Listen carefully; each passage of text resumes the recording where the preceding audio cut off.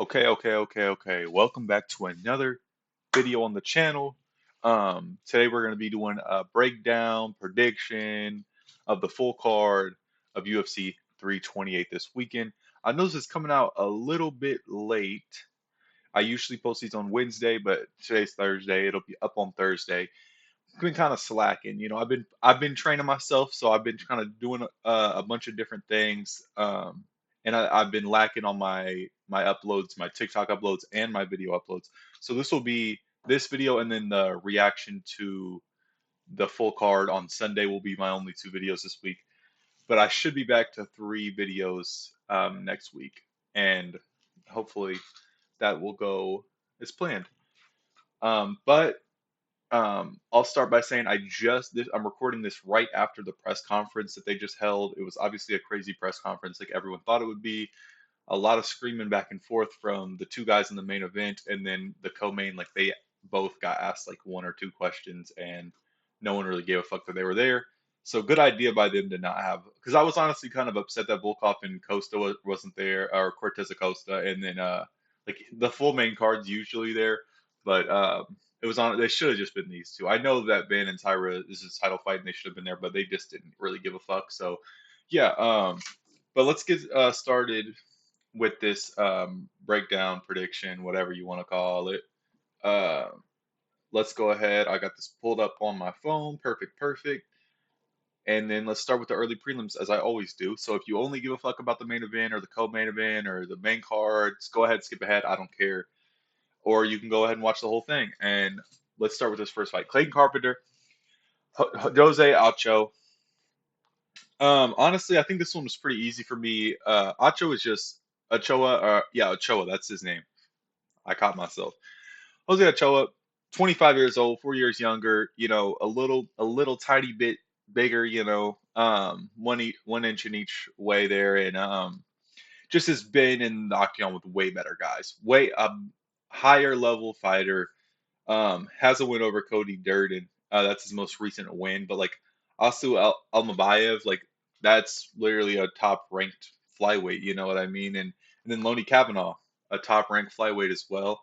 So yeah, definitely think that he's gonna get the win here against Clayton Carpenter. Clayton Carpenter is like all right, I guess, but he's coming off of two straight losses, two also pretty decent comp. But Phil Ho just got kind of exposed by Durden last fight night, and or was that the one before? I can't remember. But then Tiger Alabakev, or whatever the hell his name is, the guy from Dagestan, the flyweight from Dagestan, beat him as well. And he's pretty decent, but he's not all that. Um, but no real decent wins in the UFC for him. And I think this one's just pretty obvious, man. Ochoa, and if I go look at the betting odds, actually they're pretty close. So this is some decent money to be made.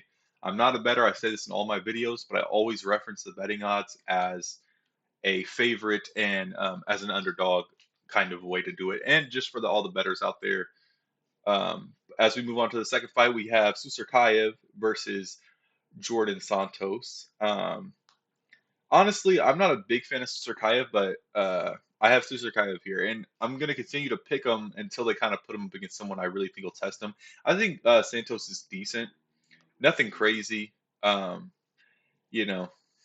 But Surkayev, kind of got rid of Eric McConico in a decent way.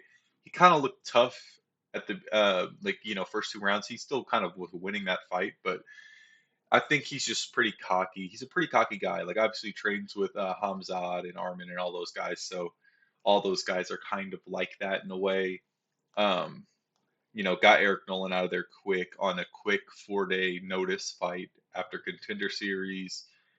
But I mean, I don't know. He's a pretty decent favorite. He is in all of his fights. But I think Jordan Santos is actually quite decent. I have it going decision, but that's just my pick. I just think Susarkayev is due for, not getting a finish. And I think Santos is a good he's literally, a straight decision merchant if you look at even just his last five fights, all decisions.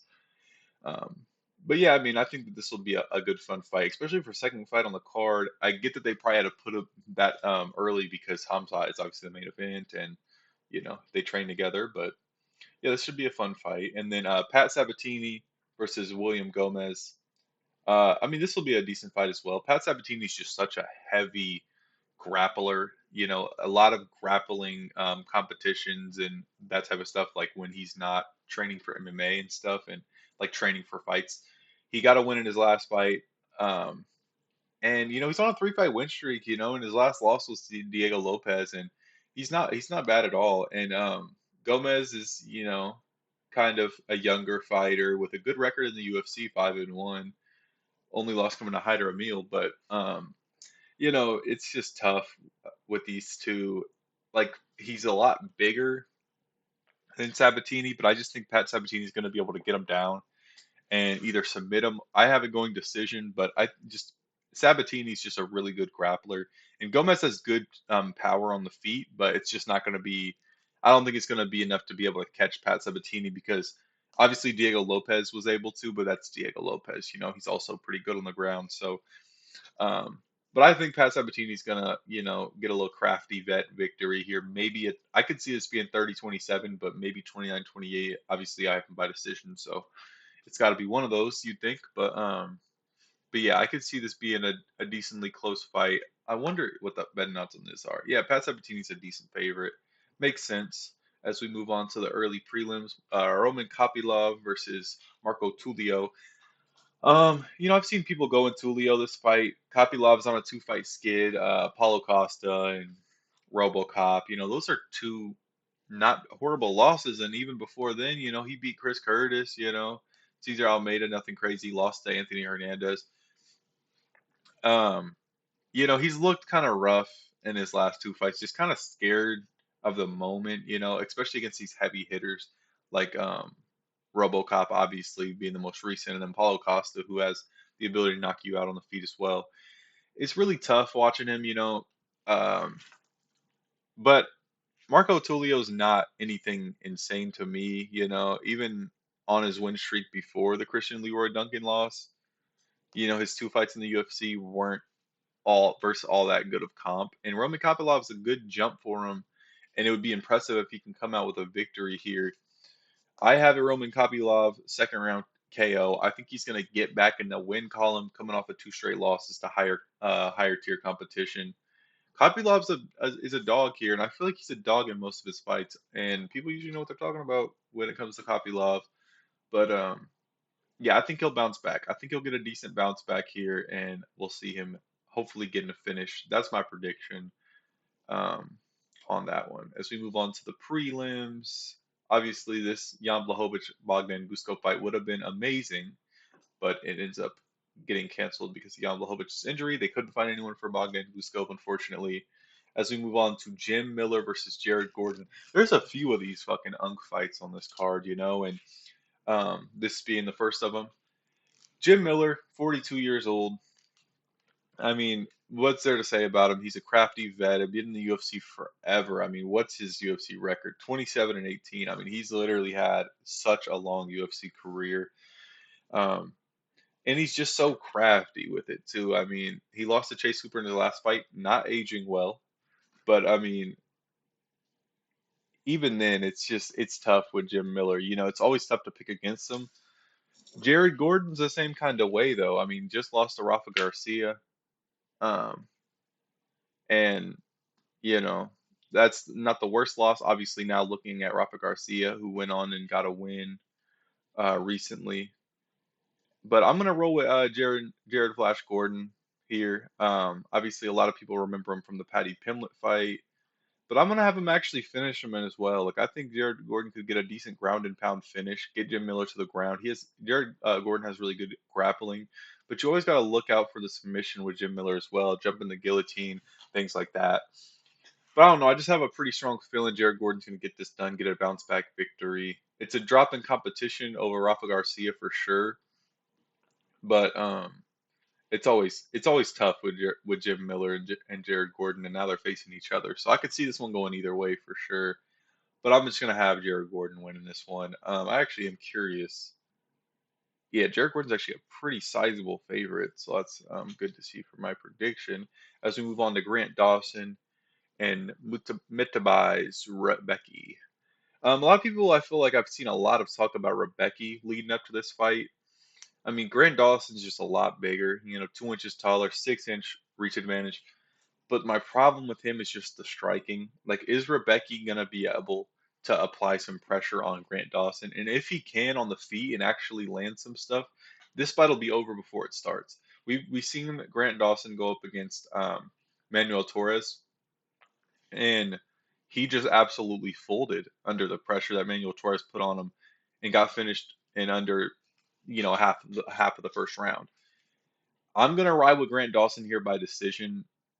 It's just so tough with him. I'm really hoping he can get Rebecca down and kind of just bore out a decision victory, 30-27 decision victory. We don't want this going to be like, I don't want this to be a war like Rebecca's used to putting on. I want Grant Dawson to just kind of grapple his way to a victory like he usually does. Just and once he gets confidence, he really could stand up and in the pocket and trade, but he doesn't have like that dog. He doesn't have that heart to just stay in once getting hit. Like once he takes a shot that hurts him even the slightest bit, he's going to fall and he's going to get finished. Like he's going to get TKO'd. You know what I mean? Um, he's, a decent favorite, betting odds wise, but I don't know. It's always tough with Grant Dawson, man. But I'm gonna go ahead and pick him in hopes that he can just get this to the ground. As we move on to Joel Alvarez versus Yaroslav Amosov. Um, I like both of these guys a lot. I think this is a really great matchup. Yaroslav is actually ranked now, I think, as well at 14, maybe, or 15. He's ranked at one of those spots, which is super awesome because Gilbert Burns dropped out, so they had to add somebody new into the rankings. Or maybe I can't remember who dropped. Oh, Colby Covington dropped out, of course, and obviously Gilbert Burns dropped out because Mike Malott jumped up. But yeah, Amislav obviously made his debut in December against Neil Magny and just absolutely destroyed him. Passed that test with flying colors, coming over from Bellator, former Bellator champ. Um, and I think he's really solid. Both of these guys I like a lot. And Alvarez obviously on a 4-fight win streak as well. Um, and made his welterweight debut his last fight. And just a super, well, actually, I don't even, never mind. Scratch that I said that. I think Joel Alvarez is legit. I think he's just a little bit more legit than Amislav. Like it is a tough fight though. I could really see this going either way. I have Joel Alvarez by knockout though in the second round. Um, it's just always tough, and Alvarez is actually a dog. What was crazy about that Luque fight that Alvarez had last in October is a lot of people thought that Luque was not getting out of that fight. I mean, and it ended up going decision. So I think he's going to be able to get to Amislav here and hopefully finish him off because he has been finished before recently.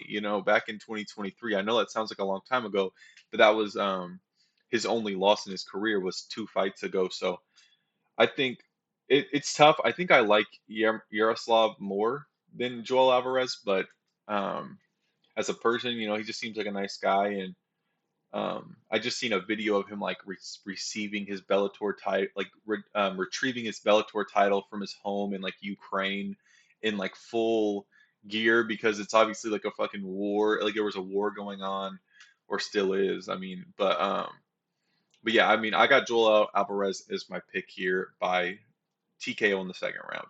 As we move on um, to the feature prelim, I always forget what the fuck it's called in the moment, but there we go. I finally got it. Atiba Gutierrez. Honestly, like this is obvious pick here. I'm gonna go Atiba by first round KO. I think he's gonna get back on a finish streak. At least just finish this fight. It's tough because obviously we kind of saw, Poliev give him, show him a little something last fight. At least someone who can stand in there with him. And Atiba kind of was super one-dimensional in that fight. He wasn't able to get the finish, but he still like kind of destroyed him a little bit. I feel like a lot of people are trying to say that he got fraud checked, even though he won, like I want to say 30-27 on the scorecards, if I'm not mistaken. It was kind of a upsetting performance only because we just kind of thought we were going to get. He's kind of getting layup opponents, which is fine. You know, he's 24 years old.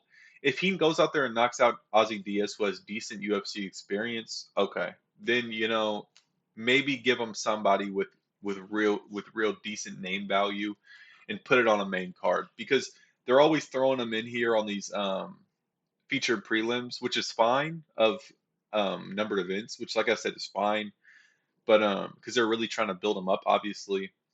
But I mean, if he doesn't put on a really good performance here, even if he wins, you know, he's just not going to be as promotable as he once was. But I think, you know, just with his looks alone, he really is super promotable and his age and just how he's built. But Ozzy Diaz, you know, he's going to be almost the same size as him, at least like on the scale, like, you know, like in the height and reach department. I don't know how much weight Atiba be adding, but it obviously looks like a lot. But yeah, Atiba, first round. I think there's not really a whole lot to say about that fight other than it could maybe go another decision, but I hope that Atiba just gets that figured out. He's not super one-dimensional, and we'll get the finish over Ozzy Diaz. As we move on to King Green and Jeremy Stevens on the main card to open it up. When this got announced, I was a little upset with the fact that this was on the main card over Bogdan Guskov and Jan Blachowicz, just because I like both of those fighters, and I was hoping to see that kind of be more marketed. At least put it if you're not going to put it on the main card of this, then you could have put it as a co-main or a feature fight on a fight night. But I'm fine with this now, though.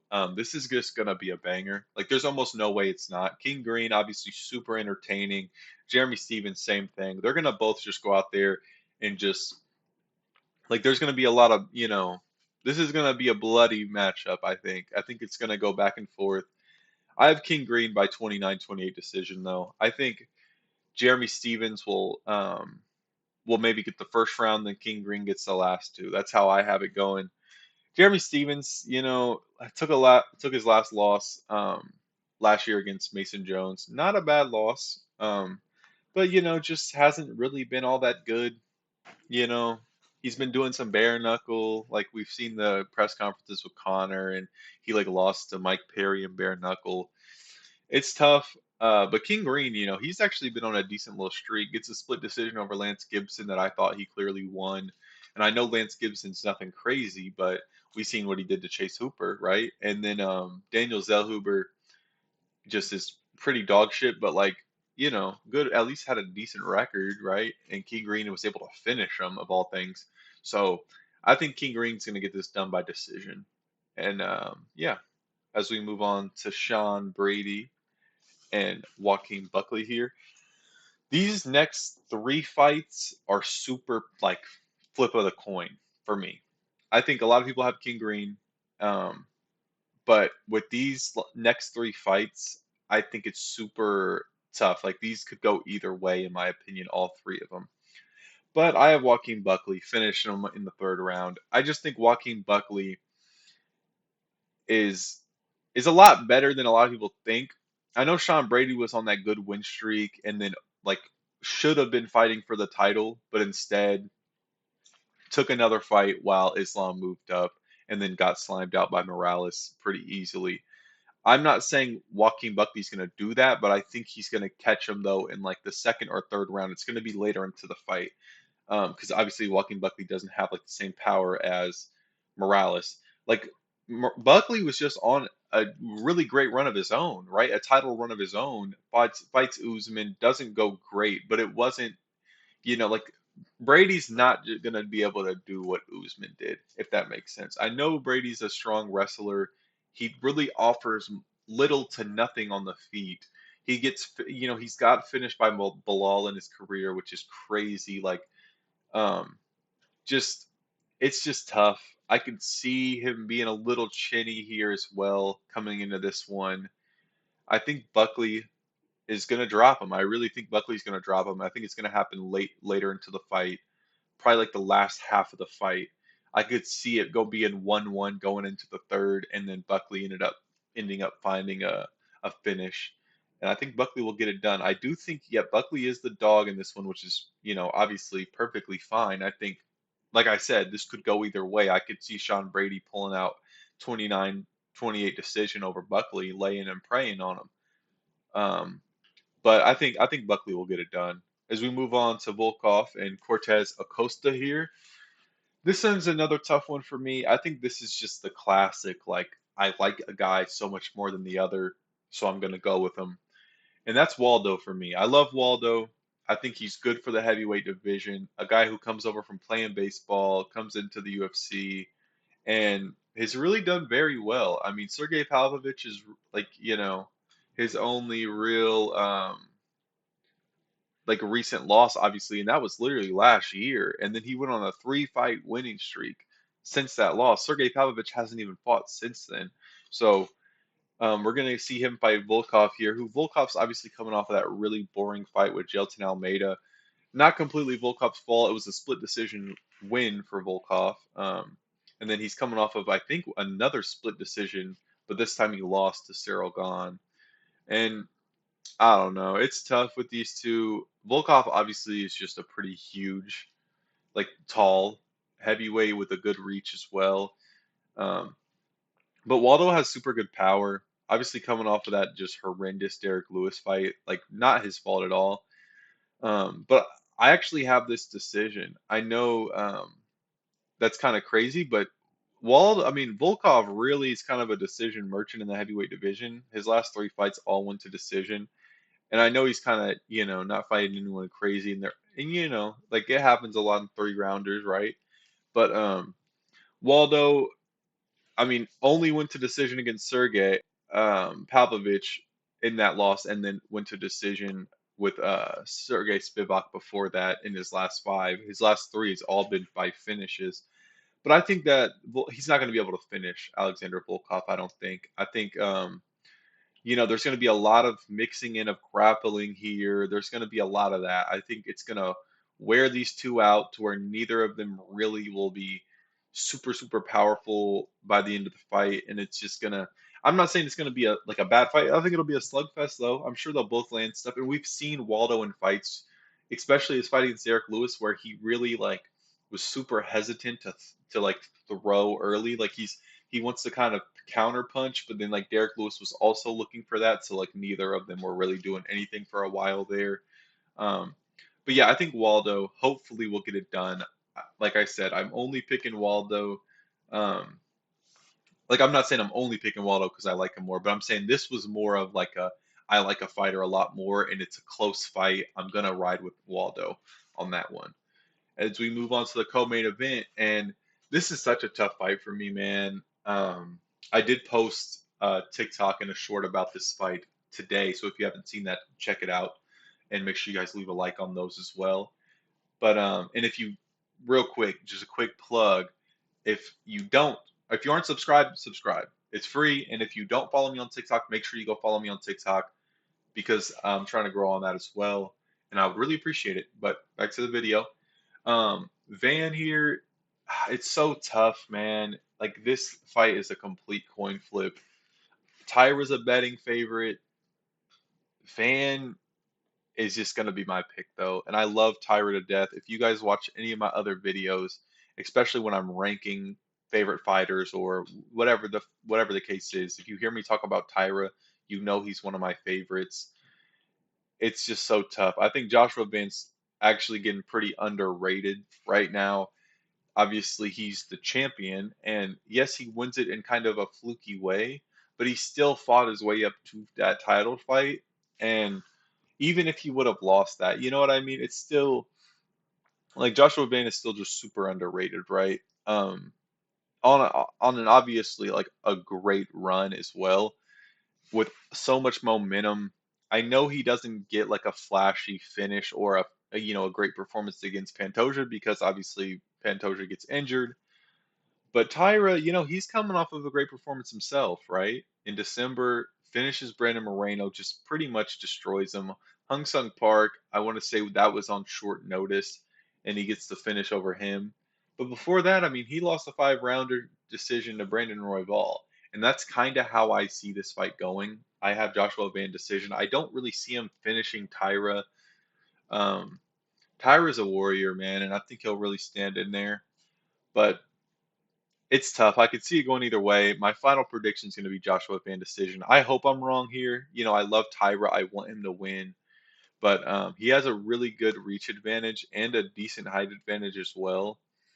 But I just think Van is getting super underrated right now, and especially if you guys are all for all my betters out there, I don't sleep on Van in this fight.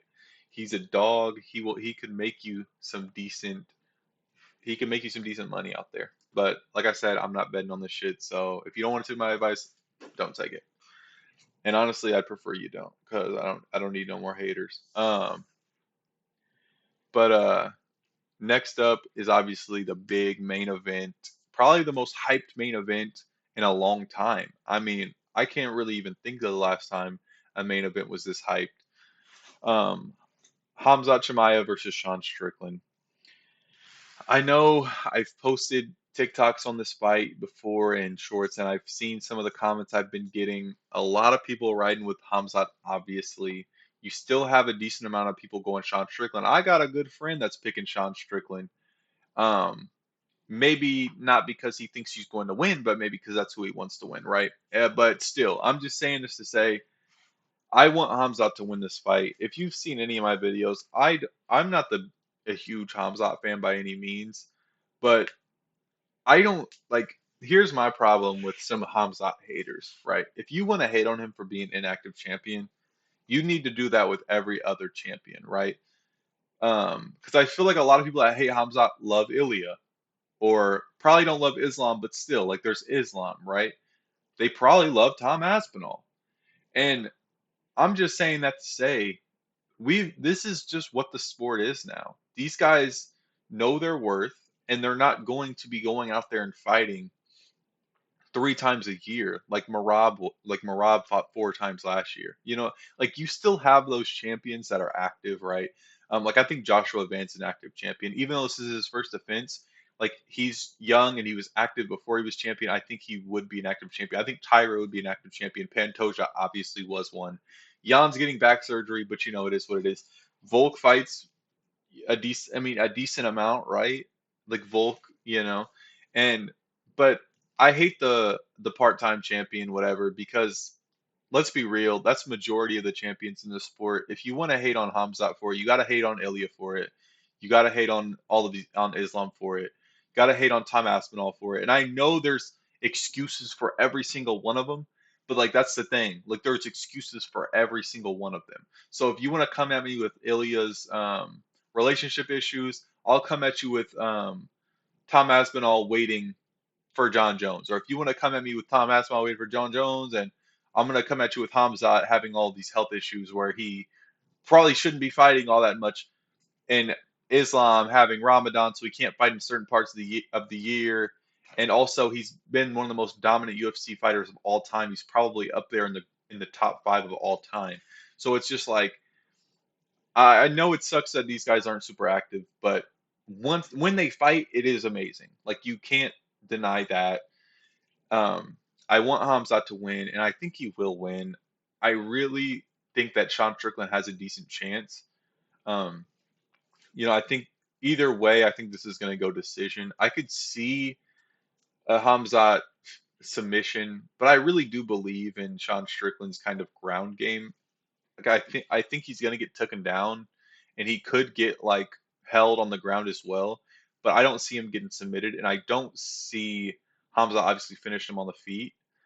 But Sean Strickland, I honestly, after his last fight, I really could see Strickland getting a decent finish on Chimaev on the feet.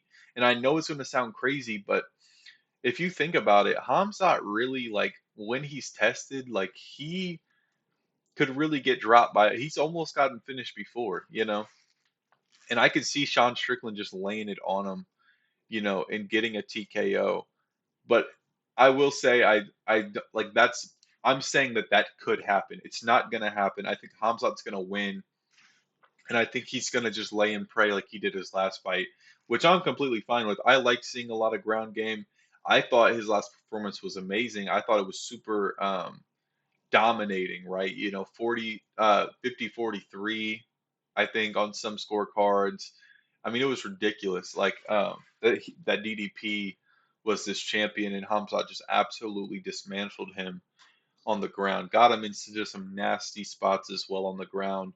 Could have easily got could have been a finish at some certain points of the fight as well, especially when he had him in those crucifixes. I just think Hamzat's going to get this win. I really do hope he does as well. I know, I'm American, whatever. I don't give a fuck. Like Sean Strickland says a lot of shit that I don't like. Hamzat says a lot of shit I don't like.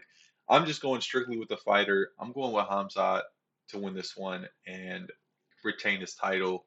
And I really do kind of believe him with what he says about in the about winning these sparring matchups. Like a lot of that does matter. We just saw with Aljamain Sterling saying that, and then he goes out and absolutely destroys Yusuf Zalal. So I could see this being like a 49-46 for Hamzat. Maybe Sean Strickland wins the last round because I think that's probably those rounds that that second to last or last round is going to be those rounds where Sean Strickland will be able to do some damage for sure. But yeah, I've got a Hamzat winning that. But yeah, so that'll be it for this video, for this breakdown and prediction video. If you guys hated all my picks, let me know in the comments. If you loved them all, let me know in the comments. Either way, I don't care. Make sure you guys subscribe and like the video if you did like it, or if you want to subscribe. Hopefully, you'll keep returning for my videos and we can make something out of this. And as we keep growing and moving on up here in this world of YouTube and social media.